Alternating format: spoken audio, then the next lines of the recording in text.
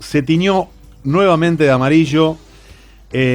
Sucedió algo que los propios oficialistas catalogaron como una cachetada muy contundente. No esperábamos esto. La euforia por parte del oficialismo, que tampoco lo esperaba hacer una buena elección, pero no de esta magnitud, con márgenes en ciertos lugares muy pero muy aplastantes. Cayeron bastiones, hablo de provincias también significativas, todo un mensaje del electorado que una vez más, gracias a Dios y la democracia, se volvió a manifestar. ¿Qué votó? ¿Por qué votó así? ¿Es un voto castigo? ¿Se va a mantener la tendencia? ¿Puede llegar a revertirlo? El gobierno tendrá por estas horas la gran tarea de empezar a formar sus filas, ver cuáles son las mejores medidas a tomar para revertir esta situación, y la oposición reforzar los conceptos y el camino para llegar al mes de noviembre, para reivindicar estos números o quizás hacerlos más holgados. Muchos dicen, bueno, se define un modelo de país, se definen un montón de cosas, se define un Senado con la primera vez que se pierde la mayoría por parte del oficialismo. Quiero charlar sobre todo esto y escuchar el análisis de quien es politólogo y sociólogo, Pablo Romá. Pablo, buenas tardes. Sebastián Shapiro lo saluda aquí en Duplex, en LU2 de Bahía Blanca. ¿Cómo le va? ¿Qué tal, Sebastián? Buenas tardes, muy bien. ¿Todo bien? Sí, ¿Sorprendido? Bueno, de alguna manera podía suceder, digamos, lo que ocurrió. Eso estaba, digamos, de alguna manera estaba previsto, porque ya tenemos la experiencia de que en otras elecciones el electorado se ha manifestado, digamos, de una manera que no tiene que ver un poco con la lógica, digamos, de cómo se vienen analizando las cosas, sino más bien me parece que hay una tendencia cada vez creciente a que el electorado y los ciudadanos, sobre todo, quieren hacer valer su voto, quieren ir a escenarios, digamos, quieren ser partícipes del escenario electoral, no quieren ir a escenarios que ya estén predichos de antemano, digamos, ¿no? Entonces me parece que la experiencia indica que hay porcentajes que a veces no se puede entender con la racionalidad de las matemáticas, sino que tiene que ver con otras situaciones, y en ese sentido me parece que el azar, lo inesperado, termina resultando un poco ya no tan sorpresivo, pero sí, digamos, creo que como vos decías recién, digamos, el resultado que deja la elección es un resultado muy fuerte. Creo que para el gobierno sí es un golpe muy fuerte, porque el gobierno creo que tenía expectativas de aprobación de su gestión, y en ese sentido me parece que, bueno, en la provincia de Buenos Aires la derrota ha sido muy importante, pero la imagen nacional, digamos, ¿no?, de esas provincias pintadas de amarillo, creo que tiene un impacto mucho mayor. Nosotros siempre en las elecciones legislativas decimos, bueno, no hay que nacionalizar porque cada distrito tiene su propia dinámica, sus propios movimientos políticos, pero la imagen que arroja a nivel nacional no puede eludirse. El gobierno no puede eludirla y no procesarla porque es una imagen muy fuerte. La coalición que formó el oficialismo para llegar al gobierno está debilitada, está desgastada.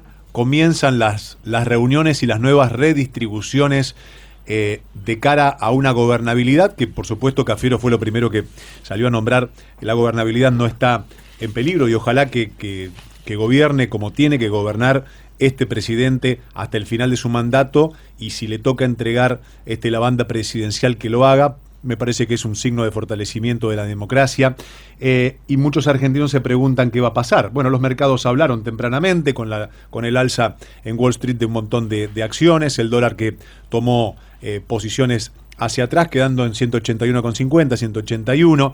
Pero ¿cuáles son los principales desafíos que tiene el oficialismo y también la oposición de cara a noviembre, internamente y con los jugadores que están en este momento en cancha y que, bueno, han sufrido, por un lado, una contundente derrota y por otro lado, festejando una aplastante victoria?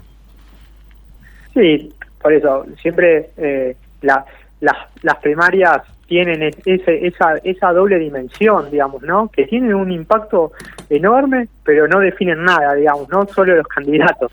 Y eso, bueno, también hay que analizarlo, hay que entenderlo, ¿no? Porque hoy pareciera que ya hay un resultado puesto y bueno, es probable, hay una alta probabilidad de que se mantenga esta tendencia, pero también es cierto que hoy ayer se seleccionaron candidatos nada más, pero sí creo que hay un problema, una cuestión política. La elección de ayer lo que pone de manifiesto es un cuestionamiento político más que electoral. Y cuando vos me preguntabas de cara a noviembre qué tendría que pasar, yo creo que el gobierno tiene que definir una política y tiene que definir un rumbo. Me parece que lo que le está pidiendo la sociedad es que tome una decisión en términos hacia dónde quiere ir, cuál es el rumbo, cuál es su gobierno. ¿Pero no es claro el rumbo?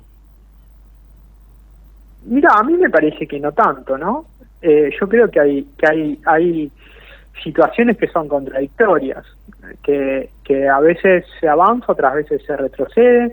Es cierto que el gobierno tiene un perfil distinto al de la gestión anterior, es decir, el gobierno hizo un esfuerzo enorme para sostener en la pandemia a los sectores más vulnerables, pero también dejó en condiciones de mucha retracción económica a los sectores medios, a la clase media, a los comerciantes.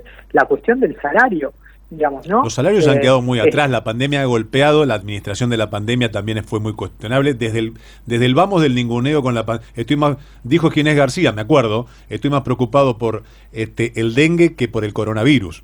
130.000 muertos. Por eso, después digo que el rumbo, y después el rumbo de cepo, restricción, exportación, control sin control de la oratoria, bueno, porque después llevado claro, al campo, a la calle, el control no existía. Entonces, digo que para mí el rumbo es muy marcado entre las dos fuerzas. El tema es cuáles son las herramientas que tienen unos y otros para llevar a cabo un desempantanamiento del país hacia una claridad un poco más amigable de un montón de sectores. Porque el sector y el electorado, como vos bien dijiste, habló y se manifestó, para sorpresa, con esta paliza contundente, como titularon varios diarios y portales y medios del mundo, perdiendo bastiones infranqueables durante años. No es menor.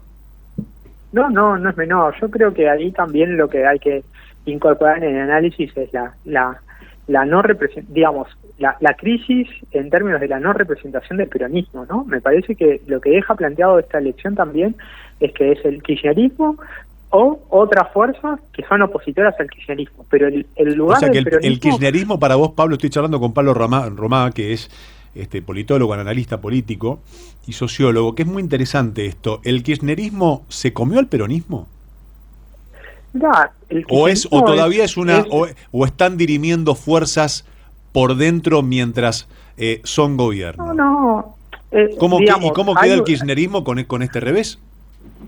El kirchnerismo representa el peronismo, pero hay un sector del peronismo que no se representa en el kirchnerismo, ¿no? Entonces, en ese sentido, ese sector del peronismo que no se representa en el kirchnerismo, hoy tiene una crisis, me parece a mí, una crisis de representación muy fuerte, porque cuando vos ves que crece la izquierda, que crece Milei en Ciudad de Buenos Aires, que Juntos vuelva a ser una alternativa importante en una alternativa política importante como lo demostró ayer, que bueno, y el peronismo, los sectores del peronismo muy retrasados, sin esa representación, bueno, yo creo que también marca el carácter de una crisis. Ahora, el gobierno está sostenido, y ayer me parece que quedó claro, por el kirchnerismo, ¿no? Y eso es un dato. Yo creo que el gobierno logró en 2019, bueno, antes de ser gobierno, ¿no?, en la campaña de 2019, atraer a sectores que no pertenecían al kirchnerismo, que podían ser del peronismo no kirchnerista u otros sectores que bueno, que también por el cansancio, por fastidio respecto al gobierno de Macri, se volcaron al frente de todos, y que eso lo fue perdiendo y que hoy quedó claro que eso no está más, digamos, ¿no? que eso el gobierno, ese sector, esa adhesión de otros sectores políticos lo fue perdiendo. Entonces, la idea esta de que el peronismo unido gana, bueno, hay que mirarla bien, hay que ver qué significa eso, ¿no? Porque me parece que queda claro que hoy los votos los aportó mayoritariamente el kirchnerismo, el resto me parece que no está dentro de ese espacio, y yo creo que queda debilitado, no es una derrota sencilla de procesar, me parece que hay un debilitamiento político. Ese empantanamiento que vos decís también tiene que ver porque son dos fuerzas que vienen desgastadas, ¿no? Uno piensa, en 2017 Juntos por el Cambio gana las legislativas, Esteban Bullrich le gana a Cristina Fernández de Kirchner, y en diciembre modifican la ecuación de la movilidad jubilatoria, manifestaciones, y empieza una crisis política del gobierno que termina haciendo que pierdan en 2019, y 2 años después aparece como bueno, yo creo que eso no también solamente aparece, no solamente 2 años después, Pablo, aparece como presidente Alberto Fernández, traído por Cristina Fernández de Kirchner, sino, yo tengo anotado acá lo tengo. Ayer me tomé el trabajo de anotar el nivel de aceptación positiva que tenía el presidente Fernández en sus primeros 6 meses de gestión era altísimo. La imagen positiva era altísima. El nivel que tiene hoy es de muy bajo para abajo. Vos fijate lo finito de todo esto, de cómo se van desgastando por situaciones, bueno, el Olivos Gate, el vacunatorio VIP, ciertas cuestiones, las corridas en tribunales, corriendo jueces para zafar de diferentes causas, que eso es evidente y el electorado lo ve, y me parece que son cosas sensibles, independientemente de que la guita no alcanza, de que independientemente de imprimir, se han quedado muy atrás, se ha quedado muy relegada la economía, la moneda se ha debilitado, siendo una cuasi moneda, porque no tiene respaldo. Un montón de cosas que, como vos bien decías, el electorado se manifiesta y habla. Ahora bien, y quiero también mencionar, hablamos de las dos fuerzas, y quiero mencionar la tercera fuerza. ¿Es el espacio libertario la tercera fuerza? ¿La izquierda tiene una oportunidad porque también hizo una buena campaña? Mirá, a nivel nacional la izquierda tiene, la elección lo deja como tercera fuerza nacional. En la provincia de Buenos Aires, creo que si mal no recuerdo, también, digamos, ¿no? Y en la ciudad de Buenos Aires el espacio de Milei se lleva ese lugar, digamos, ¿no? Yo creo que la izquierda y Milei, si uno quiere decir la derecha, eso no importa, digamos, ¿no? Pero hoy me parece que hablamos de figuras más que otra cosa, ¿no? Sí, por eso. Yo creo que hoy representan, digamos, dos posiciones que están un poco en los extremos, ¿no?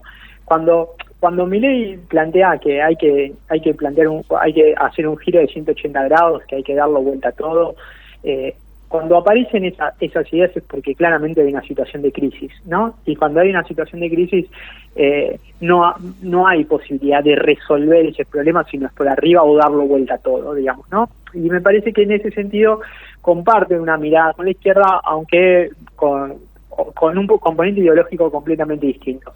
Ahora, yo creo que eso tiene que ver también con esta crisis de representación del peronismo, ¿no? Me parece que el peronismo históricamente logró canalizar ese centro y disminuir el peso de los extremos. Yo creo que la tendencia que marca la elección de ayer es que estamos en un proceso de crisis política muy importante, donde la política no termina de resolver los problemas de la gente.